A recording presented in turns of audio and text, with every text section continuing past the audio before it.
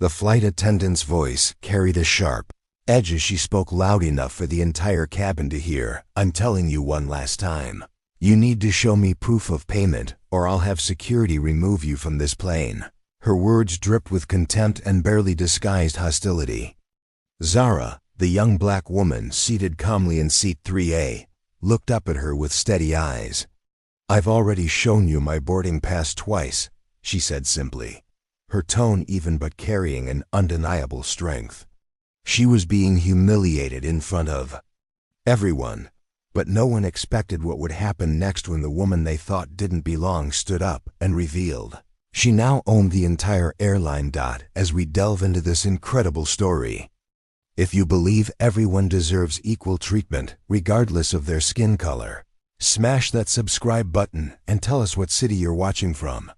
Aerolux Airlines Flight 447 gleamed under the afternoon sun, its sleek blue and silver design promising comfort for the 180 passengers aboard. The first-class cabin buzzed with the quiet efficiency of premium service, leather seats, champagne service, and an atmosphere of exclusivity that made passengers feel truly VIP. Amara Jackson settled into seat 3A, her simple black dress and minimal jewelry reflecting an understated elegance. At 29, she carried herself with quiet confidence, though the weight of recent events, inheriting Skylink Airways from her late mentor just 2 weeks ago, still felt surreal. She'd chosen to fly incognito today, wanting to experience her airline through the eyes of a regular passenger before announcing her new role as owner and CEO. 3 rows behind her, flight attendant Brittany Coleman surveyed her first-class cabin with practiced authority. At 38, Monica prided herself on maintaining the standards of premium service, though her definition of standards often had troubling undertones. Her smile was brilliant for some passengers, noticeably absent for others. As the plane reached cruising altitude, Monica began her service rounds. She gracefully served champagne to the businessman in 2C, engaged in pleasant small talk with the elderly couple in 1A, and laughed warmly at jokes from the man in 4B. But when she reached Zara's row, her demeanor shifted completely. "Excuse me," Monica said, her tone suddenly cold and suspicious. "Can I see your boarding pass again?" Zara looked up from her book, confused. "I showed it to you during boarding. Is there a problem?" Monica's eyes narrowed as she studied Zara from head to toe. "I need to verify that you're supposed to be in first class. Sometimes people wander up from economy." The businessman in 2C glanced over, his brow furrowing at Monica's accusatory tone. An elderly woman across the aisle shifted uncomfortably. In her seat, Zara calmly reached into her purse and handed over her boarding pass. "Here it is, seat 3A, first class." Monica examined the pass with exaggerated scrutiny, turning it over several times. "This seems unusual. How exactly did you afford a first-class ticket?" The question hung in the air like a slap. Several passengers turned to stare, their conversations dying as tension filled the cabin. Zara's voice remained steady. "I purchased it like everyone else." Monica's laugh was sharp and dismissive. "Really?"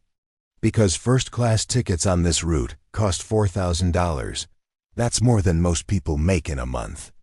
Have you ever been questioned about whether you belong somewhere based on your appearance?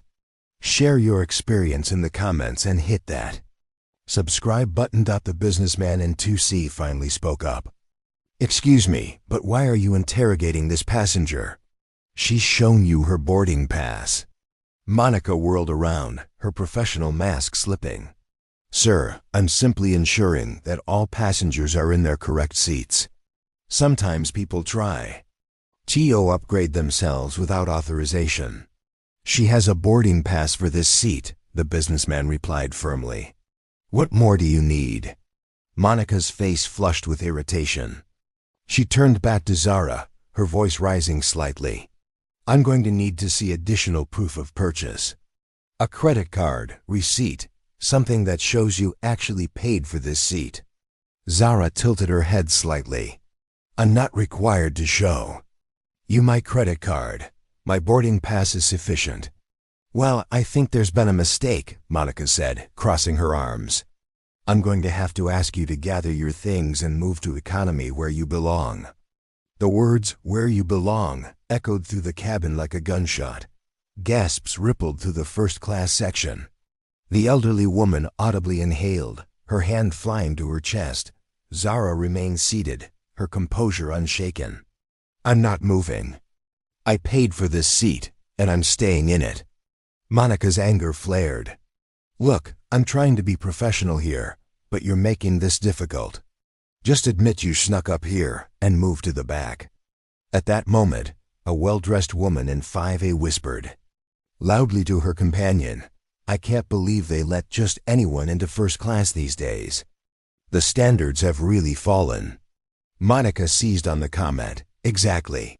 We have a responsibility to our paying customers to maintain certain ... standards. Zara met Monica's glare without flinching. And what standards are those exactly? Monica leaned closer, lowering her voice to a venomous whisper. The kind that keep this airline profitable. People like you don't pay for first-class tickets. You scheme and manipulate to get what you haven't earned. The accusation hung in the air like poison. The cabin fell deadly quiet, with passengers pretending not to listen while hanging on every word. Zara's voice remained calm, but her eyes held a dangerous glint. You have no idea who you're talking to, Monica scoffed. Oh, I know exactly who I'm talking to. Someone who thinks they can lie their way into first class and intimidate the crew when they get caught.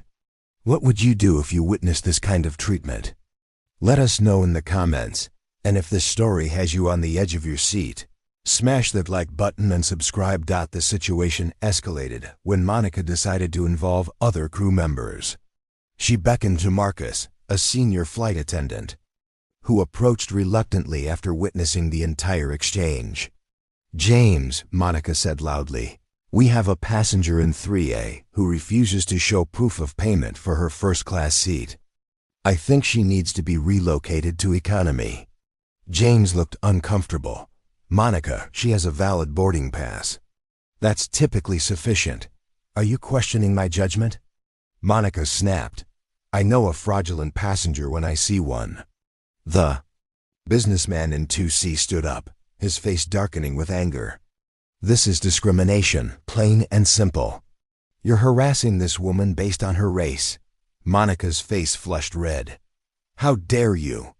I treat all passengers equally. This has nothing to do with race. It's about maintaining standards and preventing fraud.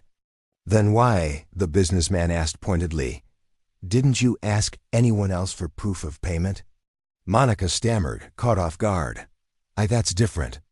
I can tell when someone belongs in first class. Based on what? Zara asked quietly, her voice cutting through Monica's bluster.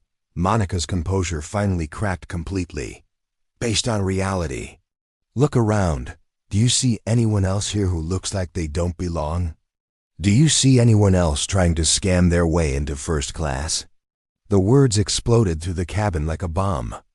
Even passengers in economy could hear the commotion. Phone cameras discreetly emerged from purses and pockets as the confrontation reached its peak. Zara slowly stood up, her movement graceful and deliberate. Though she was only 5'6", something in her posture commanded the entire cabin's attention. You're making the biggest mistake of your career, Zara said quietly, her voice carrying an authority that made Monica step back instinctively. Monica tried to recover her bravado. The only mistake here is yours for thinking you could fool us. James, call the captain. I want this woman removed from the plane. James hesitated, looking between Monica and Zara. Something in Zara's calm confidence was making him increasingly uncomfortable with Monica's demands. Zara reached calmly into her purse and pulled out her phone. Her fingers moved deliberately across the screen as she typed a message, her movements controlled and purposeful. What are you doing? Monica demanded. Calling your friends to come rescue you. Zara looked up at Monica, her expression serene but her eyes holding depths of power that Monica was only beginning to glimpse. "I'm calling a meeting." Monica laughed harshly. "A meeting? Lady, you're about to be escorted off this plane. Save your fantasies for someone who cares." But something in Zara's unwavering calm was beginning to unnerve not just Monica, but other crew members who had gathered to watch the confrontation. The way she held herself, the quiet authority in her voice, the fact that she seemed completely unintimidated by threats of removal, it all suggested there was far more to this passenger than met the eye. From the cockpit, Captain Thompson had been monitoring the situation through crew communications. As reports of the confrontation reached him, a sinking feeling began to grow in his stomach. Something about the description of the passenger, a young black woman traveling alone in first class, was triggering, a memory from a recent company memo he couldn't quite place. Meanwhile, in the Skylink Airways corporate headquarters 35,000 feet below, Zara's message had been received, and phones were beginning to ring with urgent calls. Monica stood triumphantly over Zara, still unaware that her world was about to come crashing down. She had no idea that the fraudulent passenger she was trying to remove had just inherited the airline 2 weeks ago and was making her first assessment of company culture. The plane continued its steady flight path, but in the first-class cabin, the real turbulence was just beginning. The tension in the cabin was suffocating when Captain Rodriguez's voice suddenly crackled over the intercom. "Flight attendants to Timnus stations, prepare for priority communication from corporate headquarters." Monica frowned, glancing toward the cockpit. What could corporate want in the middle of a flight? Moments later, the captain emerged from the cockpit, his face pale and his expression grim. He walked directly toward the first-class cabin, his eyes scanning until they found Zara. "Miss Williams," he said, his voice tight with barely controlled. "Panic, Captain Rodriguez. I had no idea you were aboard today." Monica's confused expression began to shift as she looked between the captain and Zara. "Williams? Why are you calling her Miss Williams?" Captain Rodriguez turned to Monica, his face a mixture of disbelief and horror. "Monica, this is Zara Williams. She's the new owner and CEO of Skylink Airways." The words hit the cabin like lightning striking twice. Gasps erupted from every row. The businessman in 2C slowly shook his head, a knowing look crossing his face. The elderly woman's mouth fell open. Even passengers in economy, who had been straining to listen, fell completely silent. Monica staggered backward, gripping the nearest seat for support. That's impossible. She can't be."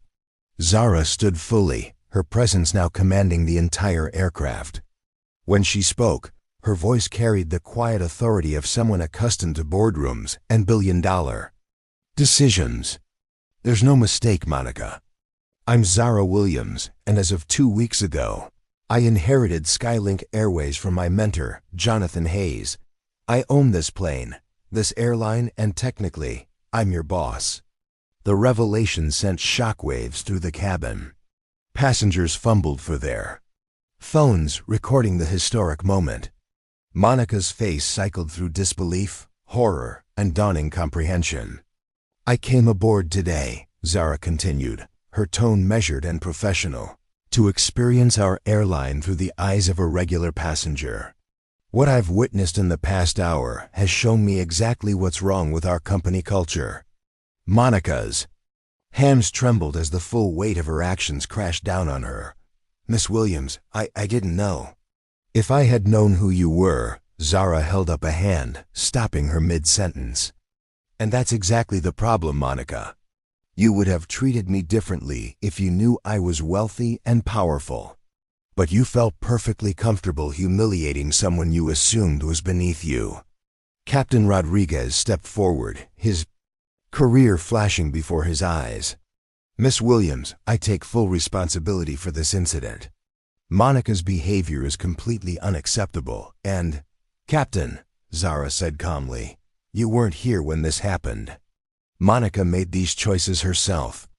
But I am holding you responsible for the culture that allowed this to happen." The businessman and 2C stood and began applauding. "Miss Williams, you handled that with incredible grace. That was discrimination, pure and simple." Soon, the entire first-class cabin was applauding. Even passengers from economy had stood to peer. Into first class, many recording and cheering. Zara turned to address the full cabin, her voice carrying to every corner of the aircraft. "Ladies and gentlemen, I sincerely apologize for what you've witnessed today. This behavior does not represent the values that Skylink Airways was built on, nor the company it will become under my leadership." Monica's legs nearly gave out as the reality of her situation set in. "Please, Miss Williams. I made a terrible mistake. I have children. I need this job. I'll do anything." Zara looked directly at Monica, her expression serious but not cruel. "Monica, what you did wasn't a mistake. Mistakes are accidental. You made a deliberate choice to discriminate against a passenger based on race, refused to accept valid documentation, and then tried to have me forcibly removed from a seat I rightfully occupied." She paused, letting the words resonate throughout the cabin. "Your employment with Skylink Airways is terminated immediately. You'll be met by security when we land and escorted from the premises." Monica's face crumpled. "This isn't fair. You tricked me. If you had told me who you were, if I had told you who I was," Zara replied firmly, "you would have treated me with respect only because of my position. But every passenger deserves that same respect, regardless of their race, appearance, or perceived social status." At that moment, Zara's phone buzzed with messages from the corporate headquarters. She glanced at it and looked back at Monica. "That's my legal team. They've been reviewing the incident through the plane security cameras. You'll be hearing from them about the discrimination lawsuit we're filing." Monica's face went white. "A lawsuit? But I was just doing my job." "Your job," Zara said coldly, "was to serve passengers with dignity and respect. Instead, you chose to humiliate someone based on their skin color. Actions have consequences." As Monica was led away by the captain, her confidence completely shattered, Zara turned to address the crew members who had witnessed the incident. "James," she said to the senior flight attendant who had questioned Monica's behavior, "thank you for speaking up when it mattered. That took courage, and it hasn't gone unnoticed." James nodded respectfully. "It was the right thing to do, Miss Williams." To the rest of the crew, Zara announced, "Within 30 days, every Skylink Airways employee will undergo comprehensive bias training. Anyone who cannot commit to treating all passengers with equal dignity will find employment elsewhere." She then turned to the passengers who had supported her. "To those who spoke up against discrimination today, thank you. Your courage matters more than you know." The businessman approached her with a warm smile. "Miss Williams, what you've done today will inspire millions. Thank you for showing us what real leadership looks like." As the plane continued toward its destination, Zara finally settled back into her seat, the same seat Monica had tried to force her to leave. The atmosphere in the cabin had completely transformed. Where there had been tension and hostility, there was now a sense of justice served and positive change ahead. 2 days later, Zara appeared on the nation's top morning show, her story having exploded across social media with over 100 million views. The interviewer leaned forward with genuine fascination. "Miss Williams, your video has become the most watched airline incident in internet history. People are calling it a masterclass in dignity under pressure. What message do you want people to take from this experience?" Zara's response was thoughtful and measured. "Respect isn't earned through wealth or status. It's a basic human right that everyone deserves from the moment they walk through the door. True character is revealed not by how you treat people who can help you, but by how you treat people when you think it doesn't matter." The interviewer nodded, visibly moved. "What would you say to young people particularly young people of color, who face similar discrimination but don't have your platform. Zara's expression grew passionate. I'd say that your worth isn't determined by other people's prejudices. Document everything, demand the respect you deserve, and remember that today's discrimination can become tomorrow's catalyst for change. Sometimes the most powerful response to injustice is simply refusing to accept it as normal. And what changes are you implementing at Skylink Airways? We're launching the Dignity First initiative across our entire fleet. Every employee will undergo unconscious bias training. We're implementing passenger advocate programs, and we're creating zero-tolerance policies for discrimination. Most importantly, we're making it clear that jobs depend on treating every passenger as we would want our own family members treated. 6 months later, Zara boarded another Skylink Airways flight, this time openly as the CEO. She was greeted by a diverse crew whose smiles were genuine and whose service was consistently excellent. For every passenger, regardless of background, the airline had been transformed. Customer satisfaction scores reached record highs, employee retention improved dramatically, and Skylink Airways became known throughout the industry as the gold standard for inclusive service. As Zara looked out the window at the clouds below, she reflected on how Monica's discrimination had inadvertently become the catalyst for the most important changes in the airline's history. Sometimes the worst moments reveal the greatest opportunities for positive transformation. That evening, back in her office, Zara reviewed the latest reports showing Skylink Airways' remarkable turnaround. But the numbers that mattered most weren't profit margins or stock prices.